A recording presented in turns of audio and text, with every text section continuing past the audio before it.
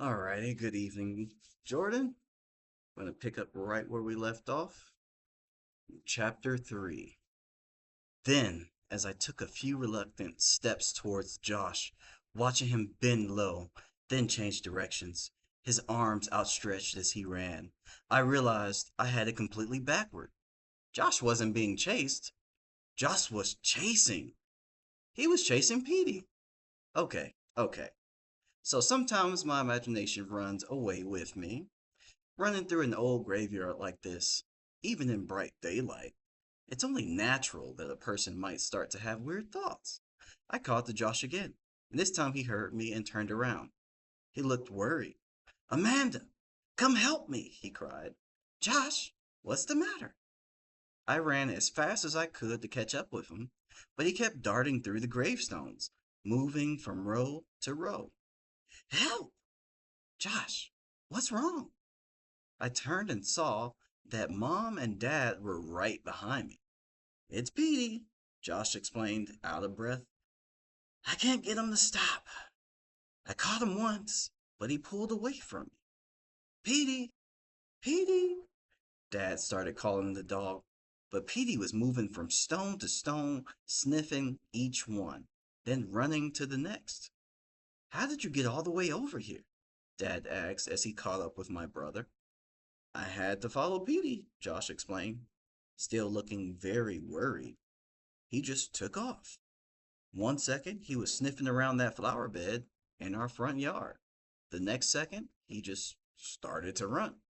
He wouldn't stop when I called, wouldn't even look back. He kept running till he got here. I had to follow. I was afraid he'd get lost. Josh stopped and gratefully let Dad take over the chase. I don't know what that dumb dog's problem is, he said to me. He's just weird. Like BB. It took Dad a few tries, but he finally managed to grab Petey and pick him up off the ground. Our little terrier gave a half hearted yelp of protest, then allowed himself to be carried away. We all trooped back to the car on the side of the road. Mr. Dawes was waiting there. Maybe you'd better get a leash for that dog, he said, looking very concerned. Petey's never been on the leash, Josh protested, warily climbing into the back seat. Well, we might have to try one for a while, Dad said quietly, especially if he keeps running away. Dad tossed Petey into the back seat. The dog eagerly curled up in Josh's arms. The rest of us piled into the car, and Mr. Dawes drove us back to his office, a tiny, white, flat roofed building at the end of a row of small offices. As we rode, I reached over and stroked the back of Petey's head. Why did the dog run away like that? I wondered. Petey had never done that before. I guessed that Petey was also upset about our moving. After all, Petey had spent his whole life in our old house. He probably felt a lot like Josh and I did about having to pack up and move and never see the old neighborhood again. The new house, the new streets, and all the new smells must have freaked out the poor dog. Josh wanted to run away from the whole idea, and so did Petey. Anyway, that was my theory. Mr. Dawes parked the car in front of his tiny office, shook Dad's hand, and gave him a business card. You can come by next week, he told Mom and Dad. I'll have all the legal work done by then. After you sign the papers, you can move in any time.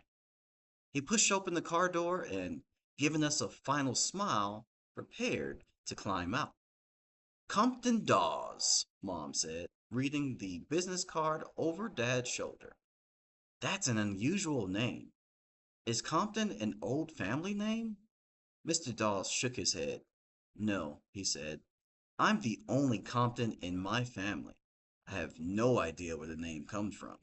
No idea at all. Maybe my parents didn't know how to spell Charlie. Chuckling at his terrible joke, he climbed out of the car, lowered the wide black Stetson hat on his head, pulled his blazer from the trunk, and disappeared into the small white building. Dad climbed behind the wheel, moving the seat back to make room for his big stomach. Mom got up front, and we started the long drive home. I guess you and Petey had quite an adventure today, Mom said to Josh, rolling up her window because Dad had turned on the air conditioner. I guess, Josh said without enthusiasm. Petey was sound asleep in his lap, snoring quietly. You're going to love your room, I told Josh. The whole house is great. Really? Josh stared at me thoughtfully but didn't answer. I poked him in the ribs with my elbow. Say something. Did you hear what I said? But the weird, thoughtful look didn't fade from Josh's face. The next couple of weeks crawled by. I walked around the house thinking about how I'd never see my room again, how I'd never eat breakfast in this kitchen again, how I'd never watch TV in the living room again. Morbid stuff like that. I had this sick feeling when the movers came one afternoon and delivered a tall stack of cartons. Time to pack up. It was really happening, even though it was the middle of the day. I went up to my room and flopped down on my bed. I didn't nap or anything. I just stared at the ceiling for more than an hour, and all these wild, unconnected thoughts ran through my head, like a dream, only I was awake. I wasn't the only one who was nervous about the move.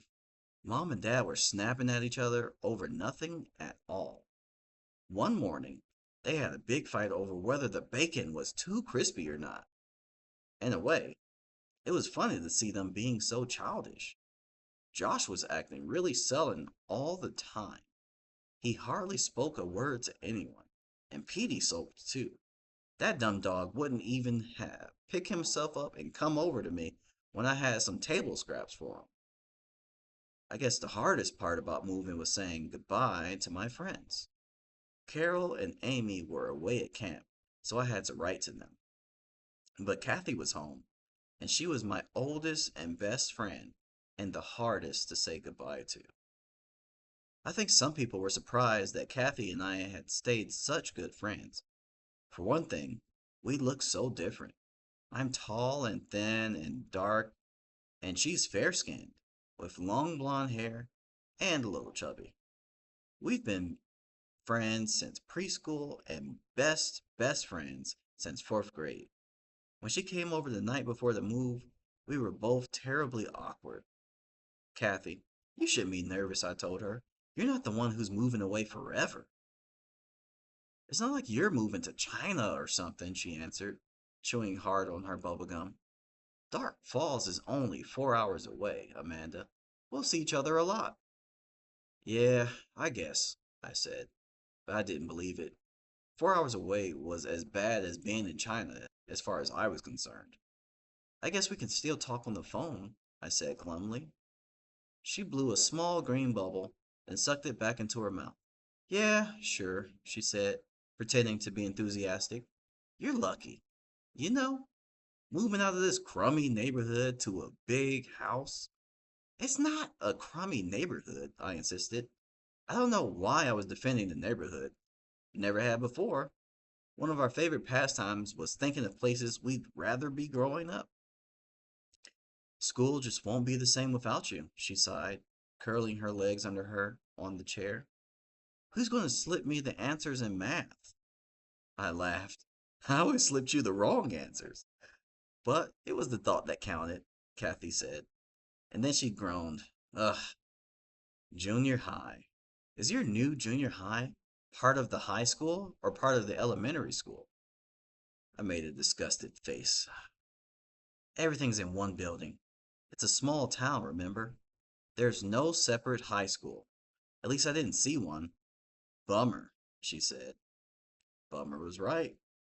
We chatted for hours until Kathy's mom called and said it was time for her to come home. Then we hugged. I made up my mind that I wouldn't cry, but I could feel the big, hot tears forming in the corners of my eyes, and then they were running down my cheeks. I'm so miserable, I wailed. I had planned to be really controlled and mature, but Kathy was my best friend, after all, and what could I do? We made a promise that we'd always be together on our birthdays, no matter what. We'd force our parents to make sure we didn't miss each other's birthdays. And then we hugged again. And Kathy said, "Don't worry. We'll see each other a lot. Really." And she had tears in her eyes, too. She turned and ran out of the door. The screen door slammed hard behind her. I stood there staring out into the darkness until Petey came scampering in, his toenails clicking across the linoleum. Oh, linoleum, and started to lick my hand. The next morning, moving day, was a rainy Saturday.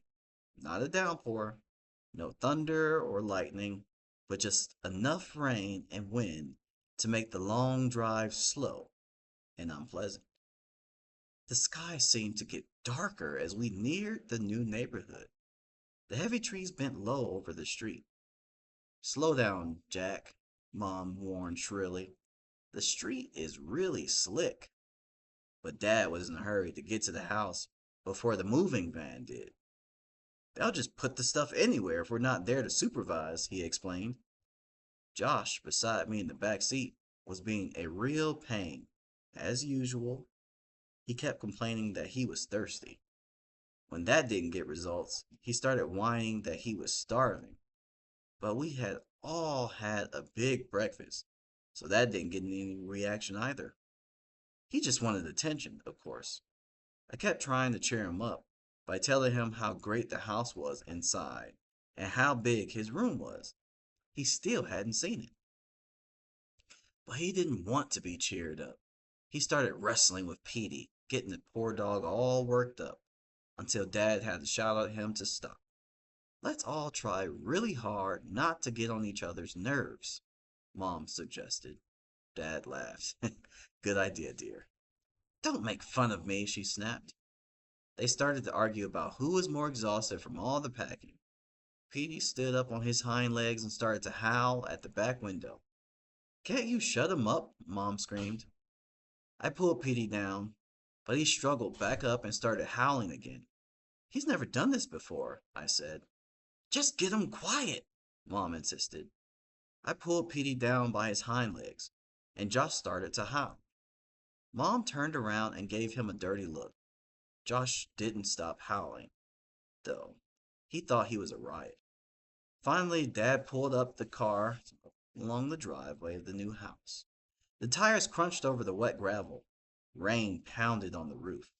"Home, sweet home," Mom said. I couldn't tell if she was being sarcastic or not. I think she was really glad the long car ride was over. "At least we beat the movers," Dad said, glancing at his watch. Then his expression changed. "Hope they're not lost." "It's as dark as night out there," Josh complained. Petey was jumping up and down in my lap, desperate to get out of the car. He was usually a good traveler, but once the car stopped, he wanted out immediately. I opened the car door and leaped onto the driveway with a splash and started to run in a wild zigzag across the front yard. "At least someone's glad to be here," Josh said quietly. Dad ran up to the porch and, fumbling with the unfamiliar keys, managed to get the front door open. Then he motioned for us to come into the house. Mom and Josh ran across the walk, eager to get in out of the rain. I closed the car door behind me and started to jog after them. But something caught my eye. I stopped and looked up to the twin bay windows above the porch. I held a hand over my eyebrows to shield my eyes and squinted through the rain.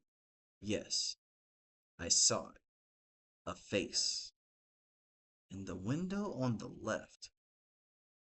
The boy. The same boy was up there, staring down at me. "Wipe your feet! Don't track mud on the nice clean floors," Mom called. Her voice echoed against the bare walls of an empty living room.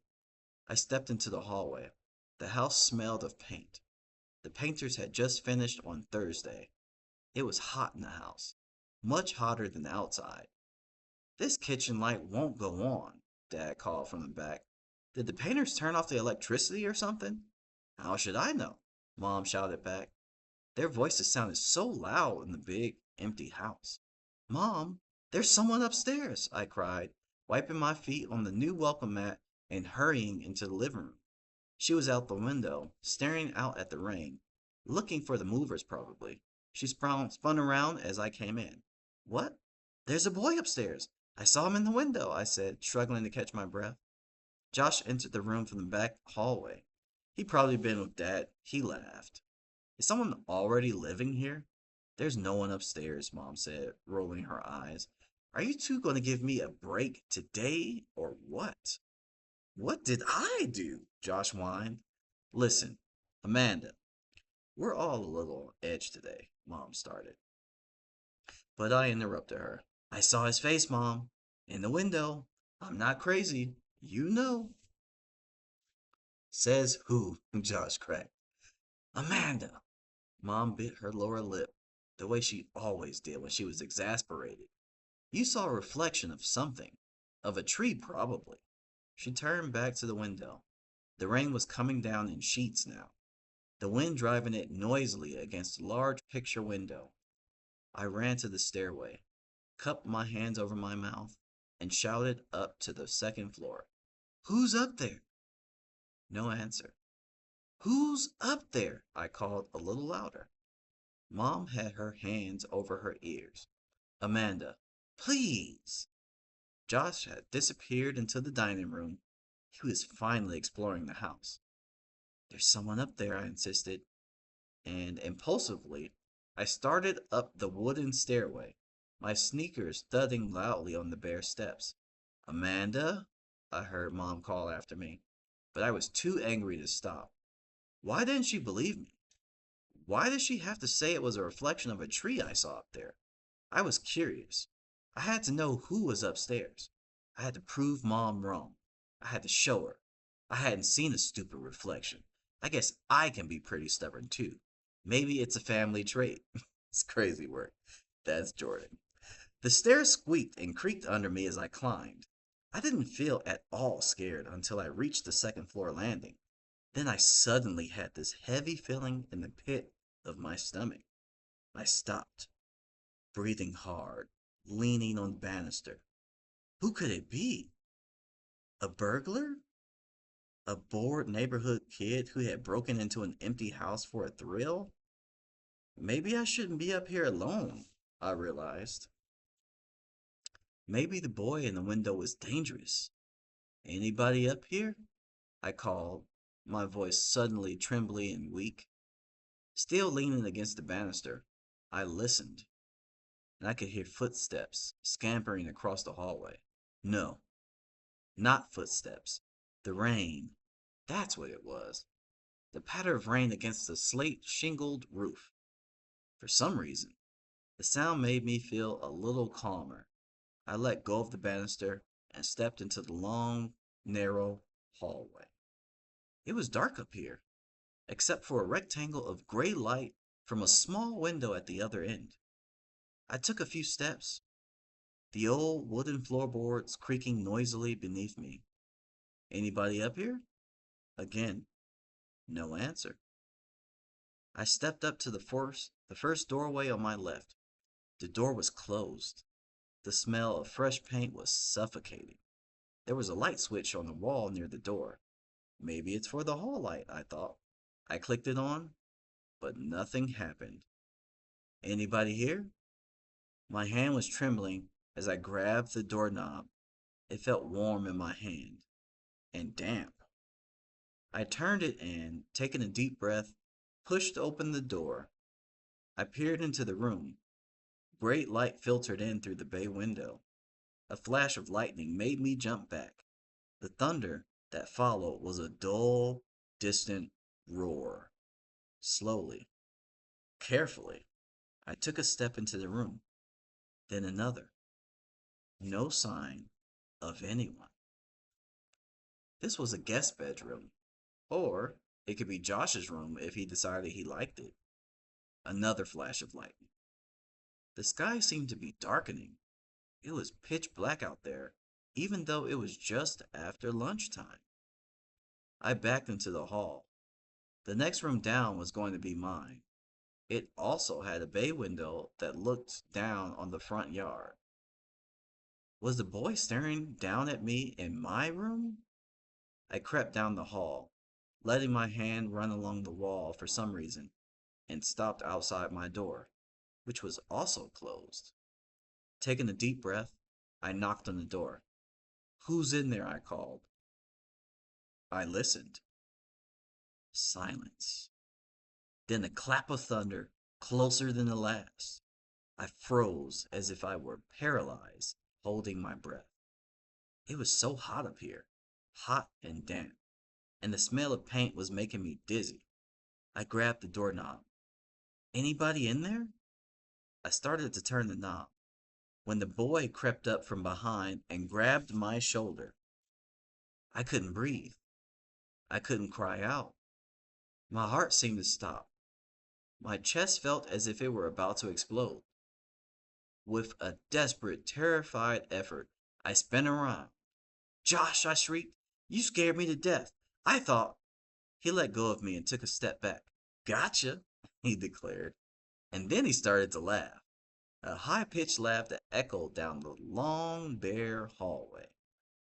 My heart was pounding hard now. My forehead throbbed. "You're not funny," I said angrily. I shoved him against the wall. "You really scared me." He laughed and rolled around the floor. He's really a sicko. I tried to shove him again, but missed. Angrily, I turned away from him, just in time to see my bedroom door slowly swinging open. I gasped in disbelief and froze, gaping at the moving door. Josh stopped laughing and stood up, immediately serious, his dark eyes wide with fright. I could hear someone moving inside the room. I could hear whispering, excited giggles. Who, who's there?" I managed to stammer in a high little voice I didn't recognize. The door, creaking loudly, opened a bit more, then started to close. "Who's there?" I demanded, a bit more forcefully. Again, I could hear whispering, someone moving about. Josh had backed up against the wall and was edging away toward the stairs. He had an expression on his face I'd never seen before. Sheer terror. The door, creaking like a door in a movie haunted house, closed a little more. Josh was nearly to the stairway. He was staring at me, violently motioning with his hand for me to follow. But instead, I stepped forward, grabbed the doorknob, and pushed the door open hard. It didn't resist. I let go of the doorknob and stood blocking the doorway. "Who's there?" The room was empty. Thunder crashed. It took me a few seconds to realize what was making the door move. The window on the opposite wall had been left open several inches. The gusting wind through the open window must have been opening and closing the door. I guess that also explained the other sounds I heard inside the room, the sounds I thought were whispers. Who had left the window open? The painters, probably. I took a deep breath and let it out slowly, waiting for my pounding heart to settle down to normal. Feeling a little foolish, I walked quickly to the window and pushed it shut. "Amanda, are you all right?" Josh whispered from the hallway. I started to answer him, but then I had a better idea. He had practically scared me to death a few minutes before. Why not give him a little scare? He deserved it. So I didn't answer him. I could hear him take a few timid steps closer to my room. "Amanda? Amanda? You okay?" I tiptoed over to my closet, pulled the door open a third of the way. Then I lay down flat on the floor, on my back, with my head and shoulders hidden inside the closet, and the rest of me out in the room. "Amanda?" Josh sounded very scared. "Oh," I moaned loudly. I knew when he saw me sprawled on the floor like this, he'd totally freak out. "Amanda? What's happening?" He was in the doorway now. He'd see me any second now, lying in the dark room, my head hidden from view, the lightning flashing impressively and the thunder cracking outside the old window. I took a deep breath and held it to keep from giggling. Amanda? He whispered, and then he must have seen me because he uttered a loud, huh? And I heard him gasp. And then he screamed at the top of his lungs. I heard him running down the hall to the stairway, shrieking, Mom! Dad! And I heard his sneakers studding down the wooden stairs, with him screaming and calling all the way down. I snickered to myself. Then, before I could pull myself up, I felt a rough, warm tongue licking my face.